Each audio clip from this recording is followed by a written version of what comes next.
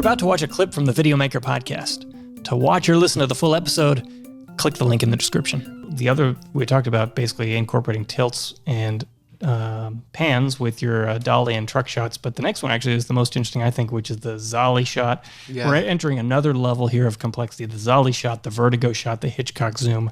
I've heard it called the Jaws shot. These are all the same thing, right? And this is like the feeling that the room is either expanding around the subject or getting smaller around the subject. Yeah. So it's like the person's becoming less or more important through the shot or whatever it is. I mean, I've done it on a drone now. Pretty cool, doing a Zolly in the air. But so the idea is if you're pushing in, if you're dollying towards your subject, you're zooming out.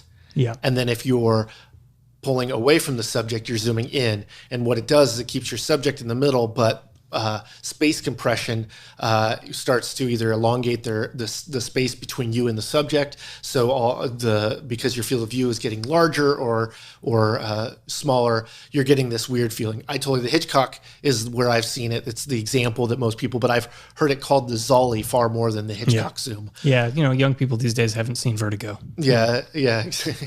Well, and it's a.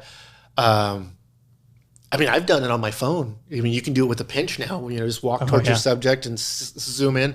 And it's it's definitely, it's unnerving, right? It's like one of the most unnerving camera tricks, really, that you can think of. This is like just almost the magician move that you have as a cameraman or shooter in general. Is like, this is the one that I can really go, I'm going to mess you up with this shot. This is going to make you feel different. Yeah, you put it well here. The world is closing in or opening up to the subject. I hadn't thought about it in those terms, but to me, it's always felt unnerving. Yeah. But certainly, if you're doing the move where a camera is moving away and zooming in, it's going to feel like the world is closing in, right? Yeah. Like the field of view is narrowing, and all the rest. So that use might be good in a horror movie or something.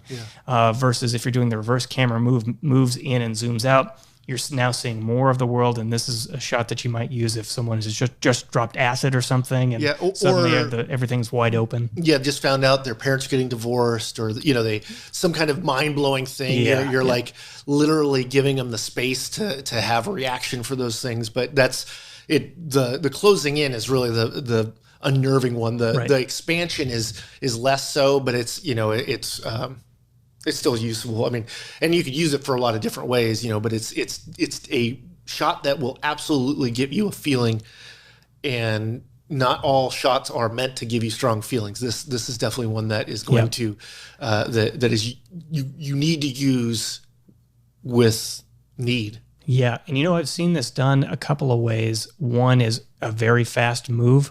So like in Jaws, this is a pretty quick move where the main character, I forget the character's name, realizes there's a shark in the water. Yeah. Which Jaws are you watching? Yeah, Bruce. He's only one in all the movies. It's Bruce. He's still got a ride. Yeah.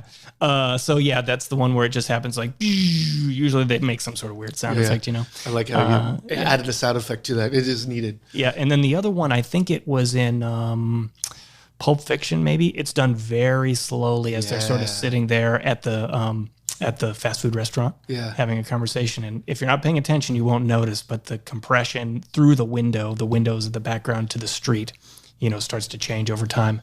And so as the viewer, any change in emotion that you're feeling is you're not noticing that it's happening like, whoa, something weird just happened. It just sort of very subtly happens over 30 seconds or something. Yeah, I mean, it could be a jarring thing, or it could be, I mean, I've seen a really long one, and I think they're just impactful in a different way and how you use it. But yeah, the Pulp Fiction one's good. Yeah.